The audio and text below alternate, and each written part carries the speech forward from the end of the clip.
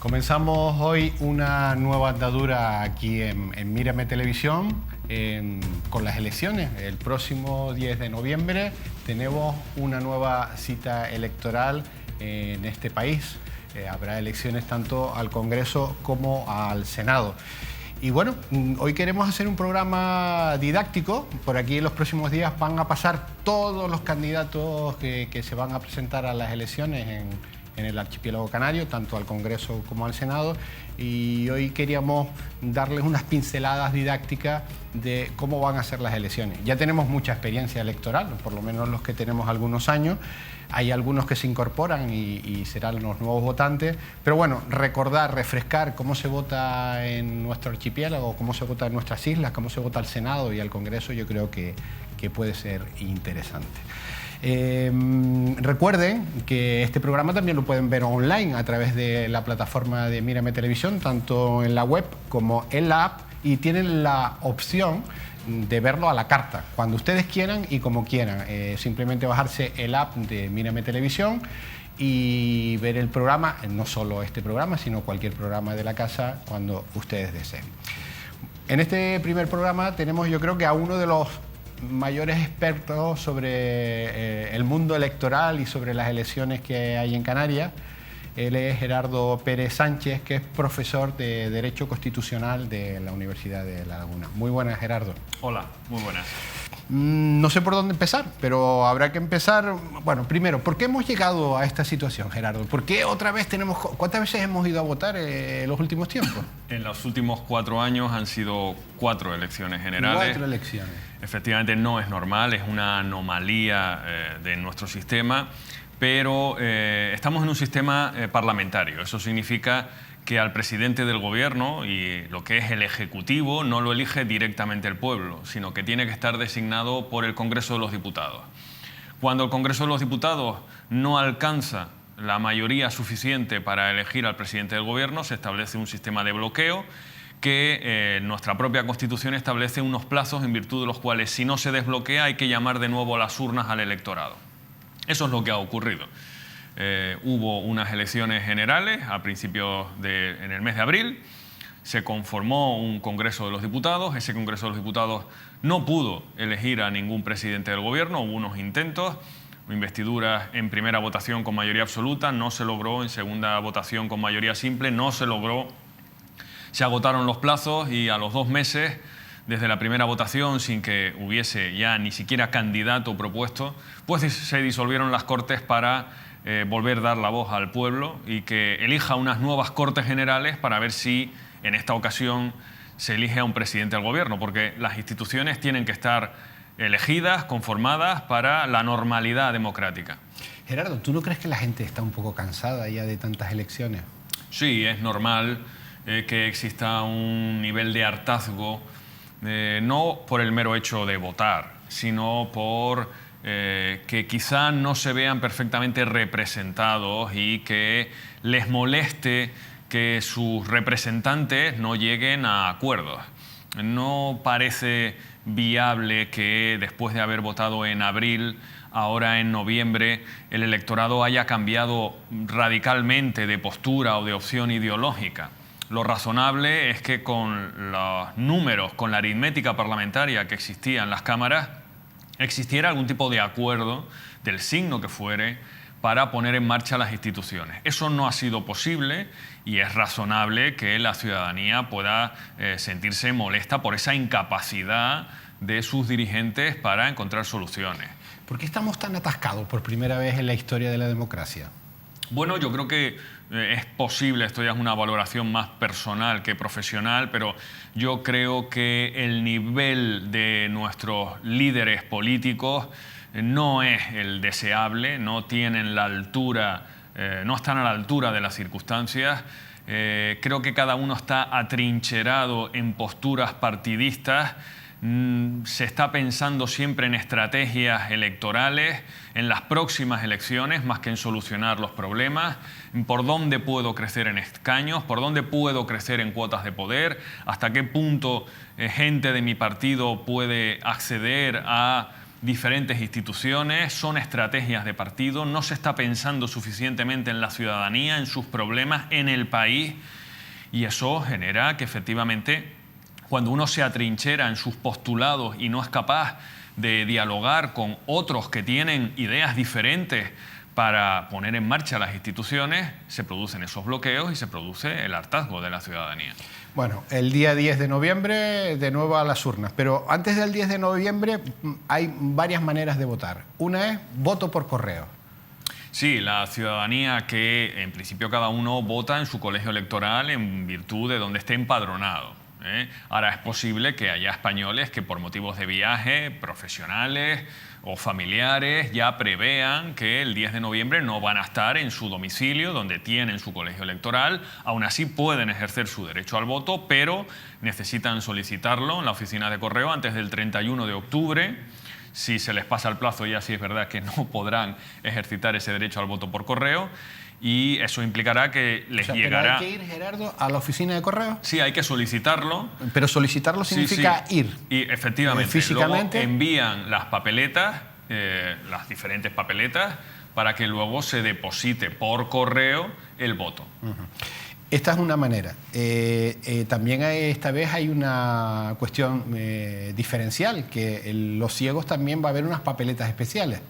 Sí, las personas que son ciegas pueden votar en papeletas en sistema braille. Bien es cierto que para eso, si no recuerdo mal, el plazo que tenían para solicitarlo terminó ya en el día de ayer, el lunes 21 de octubre, creo que es cuando finalizaba ese plazo para solicitar las papeletas en sistema braille, pero bueno, era una opción que también se contemplaba. Bueno, hay otra serie de personas que tienen que votar, pero viven fuera de España, que es el voto rogado, ¿no? Sí, las personas que no por motivos de viajes familiares o profesionales, sino porque residen en un país extranjero, pero son españoles, también tienen derecho a votar. Ahí también tienen que solicitarlo formalmente y el procedimiento de voto es o bien en la embajada o en el consulado, donde habrá una urna para que depositen su papeleta, o también vía correo. Vale. ¿Pero votarán ese mismo día en la embajada correspondiente o consulado? Exacto. Pero tienen que solicitarlo, no es en el resto de la ciudadanía el propio 10 de noviembre, sin necesidad de previamente haber solicitado nada, se dirigen o no al colegio electoral para depositar el voto. Si no se ha solicitado previamente, no se podrán dirigir a esa oficina consular. Bueno, hay dos cámaras, el Congreso de los Diputados y el Senado. Sí. ¿Por dónde empezamos? ¿Por el más sencillo, por el Senado? Bien, el Senado es la Cámara de Representación Territorial, tal o sea, y que como... va a haber dos papeletas, nada más. Sí, porque en las últimas elecciones hubo muchísimas. Sí, en las últimas que existieron en Canarias se compaginó el Parlamento Europeo con las dos urnas del Parlamento de Canarias, más cabildos, más ayuntamientos, y bueno, fueron bastantes urnas, pero en este caso solamente va a haber dos, una al Congreso de los Diputados, que es la Cámara que representa al pueblo, y al Senado, que es una Cámara de representación territorial, de los territorios. Vale. Al Senado hay una papeleta por cada isla, ¿no? Sí, en el caso de Canarias, a nivel peninsular se vota por provincias, pero a nivel insular se vota por islas, tanto en Baleares como en Canarias. Eso implica que los ciudadanos de Tenerife van a elegir a 3 senadores, los de la Gran Canaria elige a otros 3 senadores y el resto de islas periféricas a un senador. Vale. Esto es importante, hay que coger un bolígrafo o un lápiz y marcar una X, porque se eligen a 3, pero en el caso de Tenerife solo hay que votar a 2. Efectivamente, salvo en el caso de las islas periféricas, en el que solamente se elige a un senador. Estamos hablando La Palma, Gomera, Hierro, Lanzarote y Fuerteventura. Efectivamente, se elige un solo senador y se marca una sola cruz. Pero en el caso no se puede marcar solamente una sola, ni se puede escribir absolutamente nada en la papeleta. Si marcan más de una cruz, el voto es nulo. Ni escribir nada en la papeleta. No. Porque hay gente que escribe su nombre en la papeleta. No. Eso sería un voto nulo y por lo tanto ni siquiera no cuenta como un voto en blanco, por ejemplo, que los votos en blanco sí se contabilizan a efectos de las barreras electorales. Si es un voto nulo, ni siquiera se contabiliza. Tienen que poner esas islas periféricas una sola cruz. En el caso de Tenerife y Gran Canaria se ponen 2 cruces, pese a que se elijan 3 senadores. Vale. Y se puede votar a uno de un partido y a otro de otro. Sí, en este caso las listas no están bloqueadas, no es como en el Congreso que viene un listado de nombres y apellidos y hay que seguir ese mismo orden y votar siempre al mismo partido, sino que al ser un voto nominal a la persona, no tanto al partido, se puede elegir, se puede optar por 2 personas de partidos diferentes, o incluso se puede optar, pese a tener derecho a poner 2 cruces, votar solamente con una cruz. O sea, se puede Lo que no se puede poner son más cruces de las debidas, o pero sea, menos. Máximo de cruces, 2. 2. Se puede poner ninguna, una o 2. Efectivamente. Y se puede votar a los senadores. Personas de 2 partidos diferentes. Yo conozco mucha gente que vota senadores de un partido, uno de uno y otro de otro. Y además, también hay que tener en cuenta que al poner la cruz no se sigue un orden en la papeleta. Así como en el Congreso el número 1 es el que va a salir por delante del número 2, en el Senado tú puedes poner la cruz en el que va debajo del primero y por lo tanto simplemente es el que saque más votos. No hay un orden en la lista. Gerardo, ¿cómo es el tema de los números dentro de los partidos? ¿Qué es por orden alfabético? O... En el caso del Senado, sí. En el caso del Senado sí, porque la persona puede poner la cruz indistintamente donde quiera. Pero en el caso del Congreso de los Diputados es una elección del partido político. De número 1 va a tal persona, de número 2 va a tal persona, es un orden. Pero dentro del partido, por ejemplo, Partido Popular, primero irá, es por apellido. No. La designación de la relación de quién va al número 1 es quien designe el partido. No, pero me refiero al Senado. Ah, no, sí. En la papeleta del Senado sí es por orden alfabético. Por orden alfabético y por orden alfabético de los partidos. ¿Te refieres a el número, o sea, cómo va la lista dentro de la papeleta? ¿De la papeleta? Sí, eso es por orden alfabético. Por orden alfabético. Bueno, eso es al Senado, es muy sencillo, es muy fácil. Ir al colegio electoral, coger la papeleta, que yo no sé qué color va a tener el mismo color. Sepia, color salmón, sí. Sí, color sepia. Coger el bolígrafo, meterse en la cabina. Esta vez no va a haber los problemas que tuvieron en las pasadas elecciones, que no cabían, porque eran 5 urnas, no cabían 5. Todas las papeletas no cabían. No cabían las papeletas, había que firmar. No, entran a la cabina, marcan con una X en ninguno, en uno o en 2. Máximo 2. Eso es. No se puede escribir absolutamente nada. Eso en Tenerife y Gran Canaria. En las islas periféricas. En Lanzarote, solo Fuerteventura. En Lanzarote, Fuerteventura, en La Palma, Gomera y Hierro, solamente 1. Eso es. Nada más coger la papeleta y marcar con una X y sin escribir absolutamente nada. Eso es. Vale, esto yo creo que lo tenemos todo claro, pero siguen anulándose votos, ¿eh? Sí, siempre hay un número de votos nulos, bajo, pero siempre hay. Bueno, ahora nos vamos al Congreso. ¿Cómo es la votación al Congreso, Gerardo? Bien, ahí sí hay una lista cerrada y bloqueada con un orden que está designado por el propio partido político, conforme a una reforma que hubo en la Ley Orgánica de Régimen Electoral General hace aproximadamente una década. Sí exige, el único requisito es que haya una cierta paridad de sexos. Como mucho puede haber una discrepancia de 60-40. O sea, siempre en los 5 primeros números ahí tiene que haber 60-40. Sí, en general en la papeleta, en toda la papeleta, en Santa Cruz de Tenerife se eligen 7 diputados por esta provincia, pero bueno, piensen en provincias como Madrid, que se eligen muchos diputados y la lista es muy larga. Ahí tiene que haber una referencia de hombres-mujer de 60-40 o de 40-60.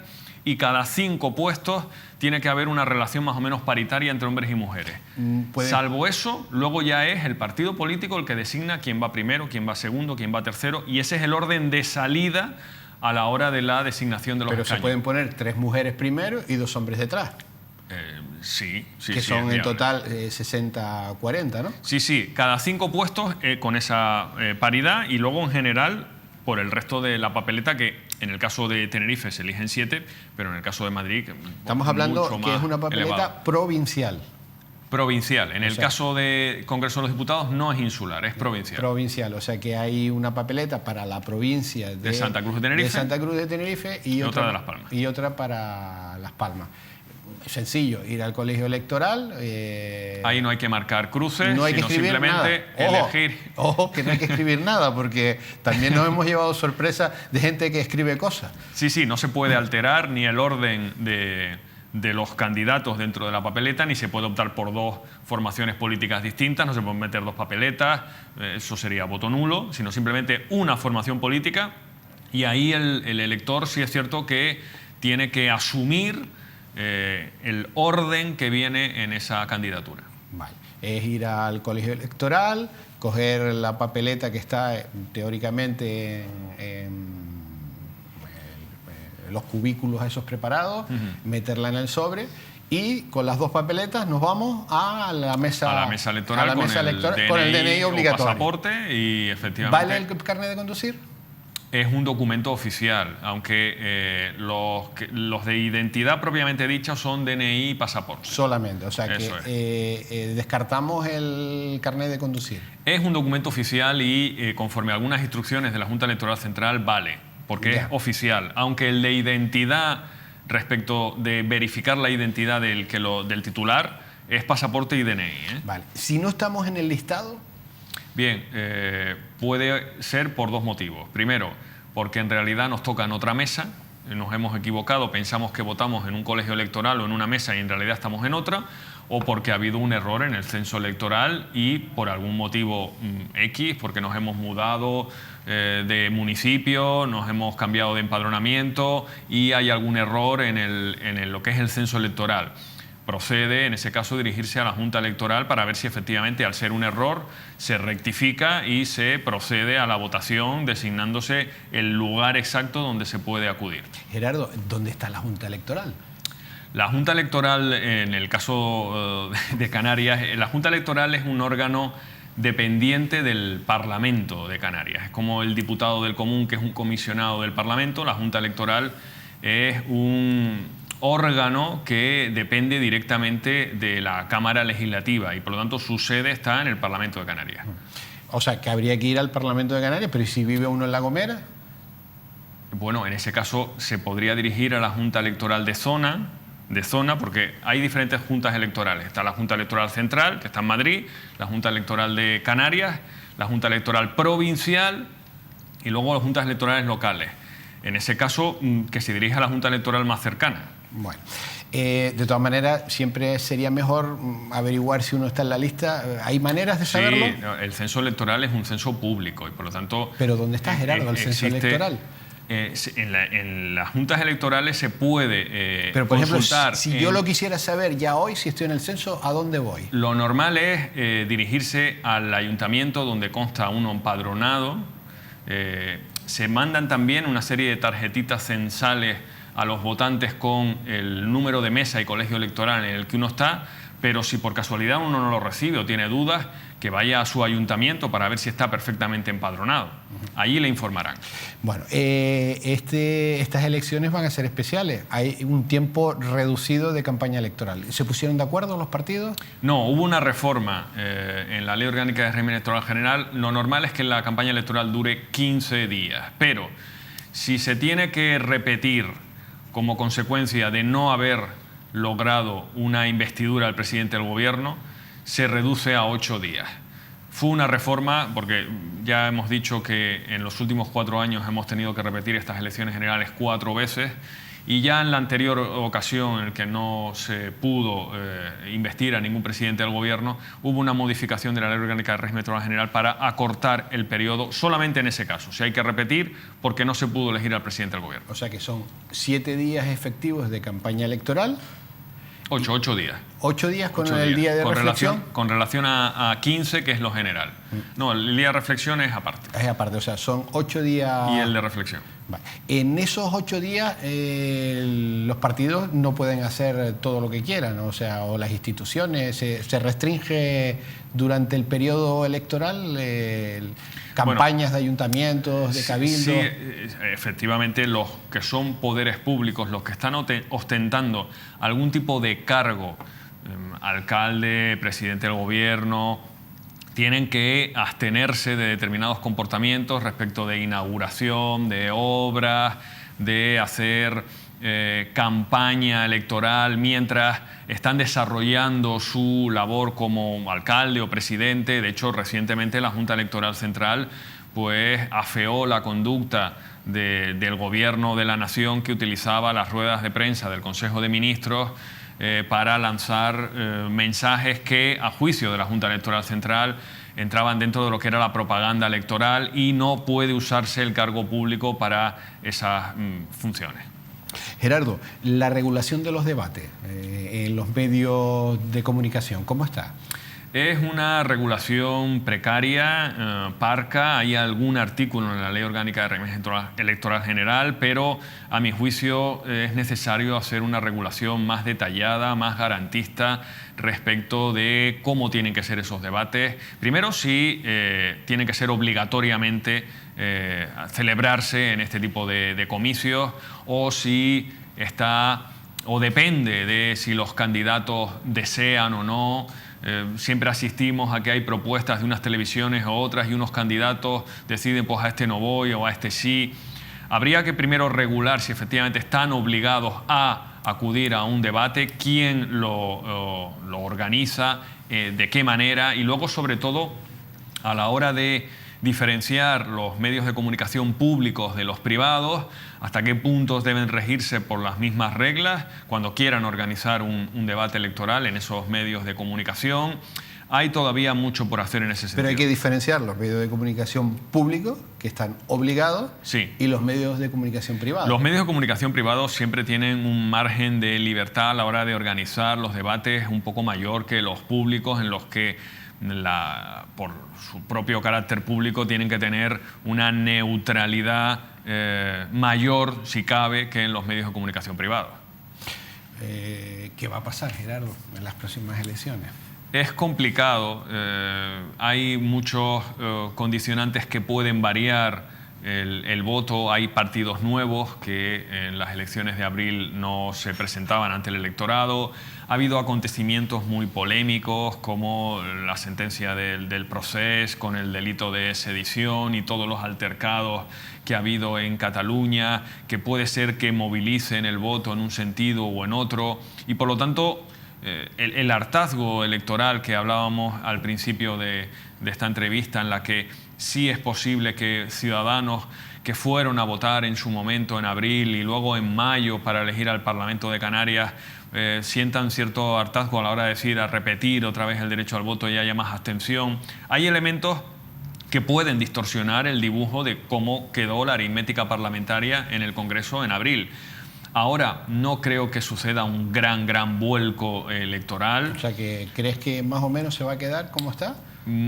Con algún matiz diferencial. Es posible que los números puedan facilitar otras mayorías, pero no creo que haya un gran vuelco de tal manera que a lo mejor el tercer partido pase a ser el primero, ese tipo de cosas. Ese tipo de vuelcos con tan pocos meses no creo que sean posibles. ¿Serán capaces de ponerse de acuerdo ahora?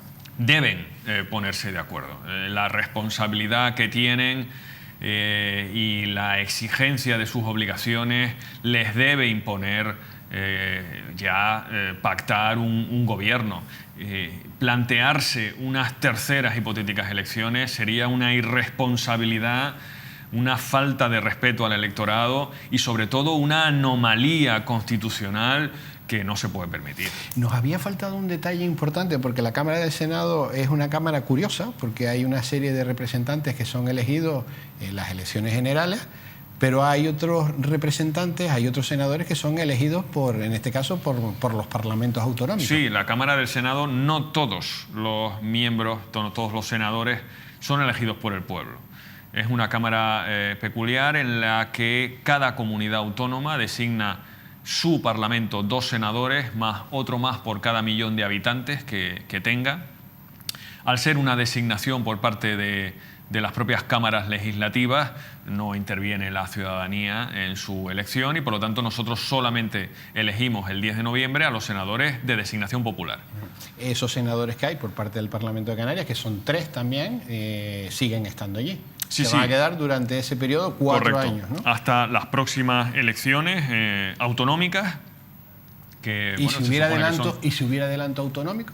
Es posible que exista Porque un ahora cambio. ya cabe esa posibilidad en Canarias. Sí, es posible que ante una nueva legislatura que comience antes del tiempo previsto. Pero bueno, si comienza una nueva legislatura antes del tiempo previsto, esa Cámara Legislativa tiene la facultad de nombrar senadores, con los cuales caducarían los mandatos de los que estaban previamente designados.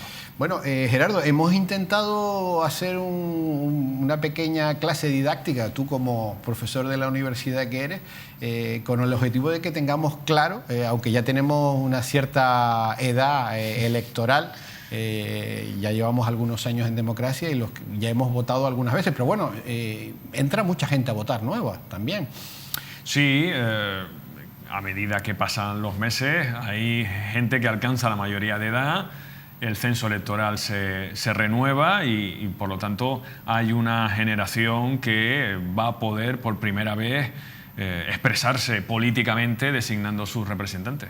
Bueno, yo me imagino que todos los partidos políticos tienen en sus páginas web sus programas electorales. Quien no lo tenga claro, pues hacer un repasito por las web de los partidos políticos y conocer las inquietudes y las prioridades que marca cada uno y las políticas que quieren marcar en este país, pues yo creo que es bueno a la hora de elegir. Hay otros que lo tienen muy claro, ¿no?